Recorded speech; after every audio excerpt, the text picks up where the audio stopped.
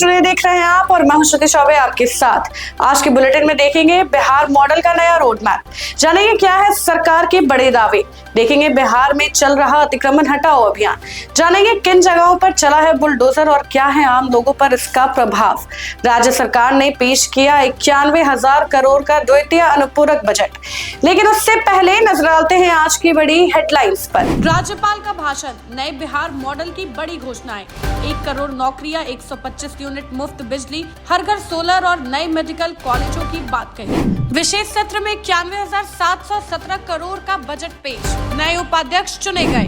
बिहार विधानसभा में बड़ा बजट रखा गया और नरेंद्र नारायण यादव सर्वसम्मति से उपाध्यक्ष बने। बिहार में बुलडोजर एक्शन तेज, 3 जिलों में चली बुलडोजर। बेगूसराय, गोपालगंज और सीतामढ़ी में अतिक्रमण हटाने से हलचल। बिहार की बिजली क्षमता को बड़ा बूस्ट, बरौनी में 7,000 करोड़ की लागत से 800 मेगावाट का नया ultra super critical power plant मंजूर। पूरी उत्पाद क्षमता राज्य को ही मिलेगी, निर्माण कार्य जल्द शुरू। सारण में एक हफ्ते में दूसरा एनकाउंटर, गोलीबारी के बाद एक अपराधी ढेर, दूसरा सरेंडर। वहीं सीतामढ़ी में 48 घंटे में 3 छात्रों की हत्या से दहशत। 2 जिलों में बढ़ते अपराध पर पुलिस अलर्ट मोड में। तो ये थी आज की बड़ी हेडलाइंस। आइए अब खबरों को समझते हैं विस्तार से। बिहार विधानसभा सत्र के तीसरे दिन राज्यपाल का अभिभाषण पूरी तरह बिहार मॉडल का रोड मैप साबित हुआ। रोजगार, शिक्षा, ऊर्जा और महिला सशक्तिकरण, हर क्षेत्र में सरकार ने बड़े दावे और बड़े प्लान की बात कही है। आइए देखते हैं पूरी रिपोर्ट। सेंट्रल हॉल में राज्यपाल आरिफ मोहम्मद खान का अभिभाषण गंभीरता और पूरी गरिमा के साथ पूरा हुआ। उन्होंने कहा कि सरकार की सबसे बड़ी प्राथमिकता युवाओं को नौकरी देना है। 10 लाख सरकारी नौकरी और 40 लाख रोजगार देने का दावा किया गया और अब अगले 5 साल में 1 करोड़ नई नौकरियों का लक्ष्य रखा गया है। ऊर्जा सेक्टर में सरकार ने 125 यूनिट मुफ्त बिजली देने और हर घर पर सोलर पैनल लगाने की तैयारी का ऐलान किया, जिससे लाखों परिवारों को राहत मिलेगी। महिला सशक्तिकरण पर भी सरकार ने बड़े कदम गिनाए। पंचायत नगर निकाय में 50% आरक्षण, नौकरी पुलिस में 35% आरक्षण और जीविका समूहों के जरिए 1 करोड़ 40 लाख महिलाएं आत्मनिर्भर बनी। नई महिला रोजगार योजना में 1 करोड़ 56 लाख महिलाओं को 10,000 रुपए मदद भी दी जा चुकी है। शिक्षा को लेकर राज्यपाल ने बताया कि बिहार में 27 नए मेडिकल कॉलेज बन रहे हैं और हर जिले में इंजीनियरिंग की पढ़ाई उपलब्ध है। सड़क और पुलों के तेजी से निर्माण की वजह से अब राज्य के दूर इलाके भी कुछ ही घंटों में पटना से जुड़ पा रहे हैं।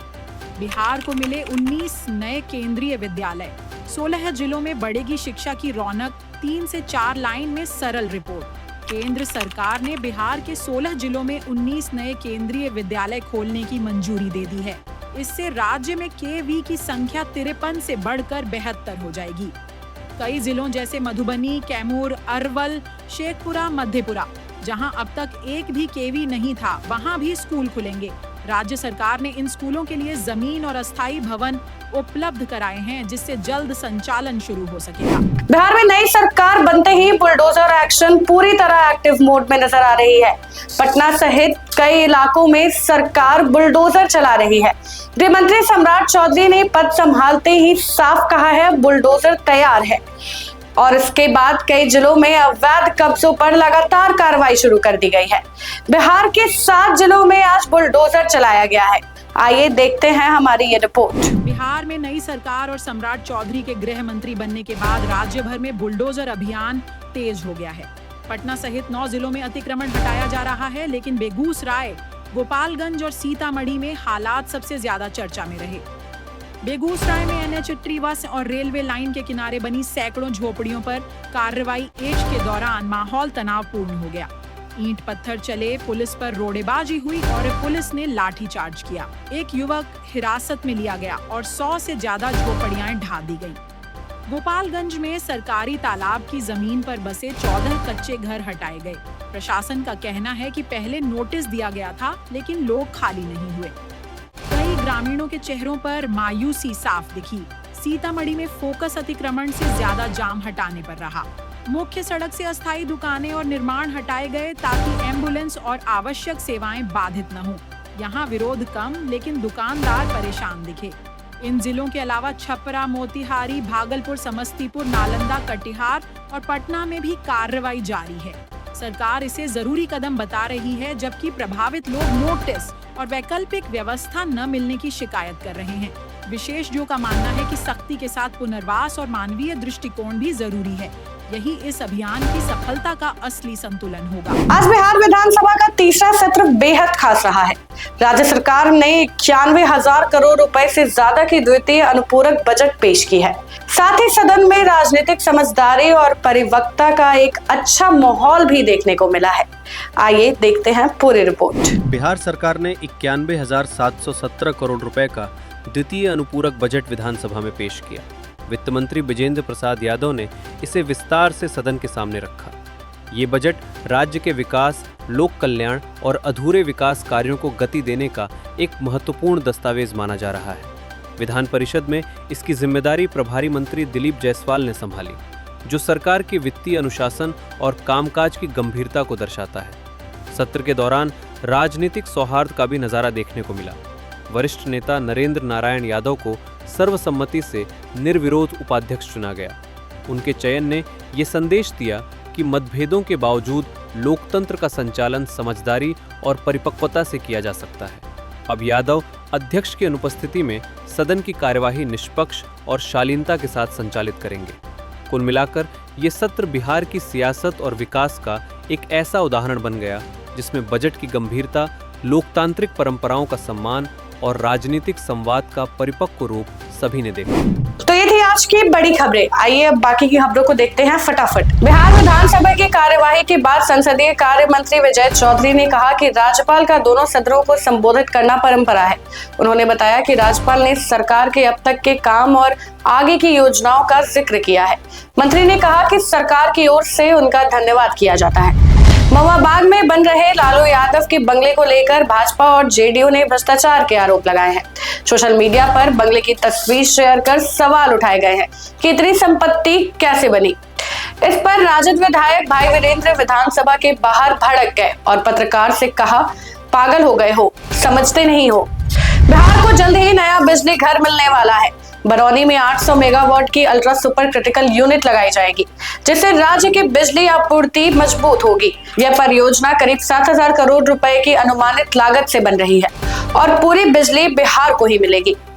निर्माण कार्य अगले कुछ महीनों में शुरू होने की संभावना है। सारण के मांझी थाना क्षेत्र में पुलिस और अपराधियों के बीच फिर मुठभेड़ हुई है, जिसमें दोनों तरफ से कई राउंड गोलियां चली हैं। पुलिस ने एक अपराधी के पैर में गोली मारकर उससे पकड़ लिया है, जबकि दूसरा अपराधी मौके पर ही सरेंडर कर गया। एक हफ्ते में यह दूसरी एनकाउंटर है। फिलहाल पुलिस दोनों से पूछताछ कर रही है। बिहार में 7,279 स्पेशल टीचर पदों के लिए परीक्षा 29 जनवरी को होगी। इनमें 1 से 5वीं कक्षा के लिए 5,334 पद और 6 से 8वीं के लिए 1,745 पद रखे गए हैं।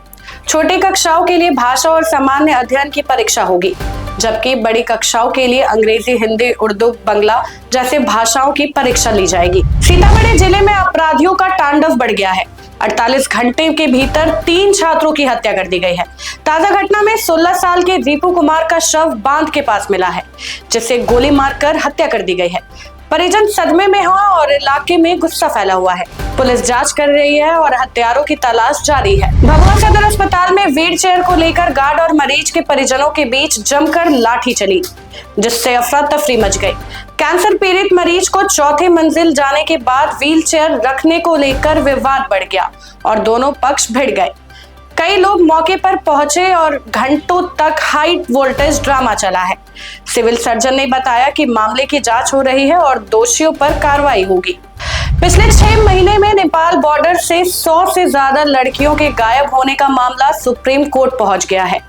मानव अधिकार अधिवक्ता एसके झा ने एसजीआई, हाईकोर्ट और महिला आयोग को पत्र भेजकर अंतर्राष्ट्रीय मानव तस्करी के बड़े नेटवर्क की जानकारी दी है।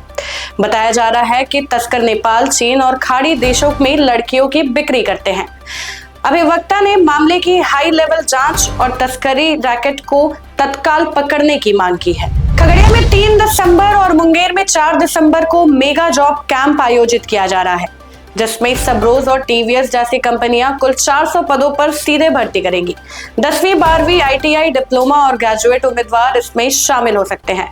चयनित युवाओं को 17,000 से 22,000 रुपए तक वेतन दिया जाएगा और अन्य सुविधाएं भी मिलेंगी। मुंगेर में नई नवेली दुल्हन संजना शर्मा शादी के अगले दिन सीधे परीक्षा केंद्र पहुंची और LLB की परीक्षा दी। संजना ने शादी और विदाई के बावजूद अपनी पढ़ाई को प्राथमिकता दी। इस नजारे को देखकर शिक्षक और छात्र भी हैरान और प्रसन्न हुए। तो ये थी बिहार की आज की बड़ी खबरें। बाकी ऐसे ही खबरों के लिए बने रहे बिहार न्यूज टुडे के साथ। तब तक के लिए धन्यवाद।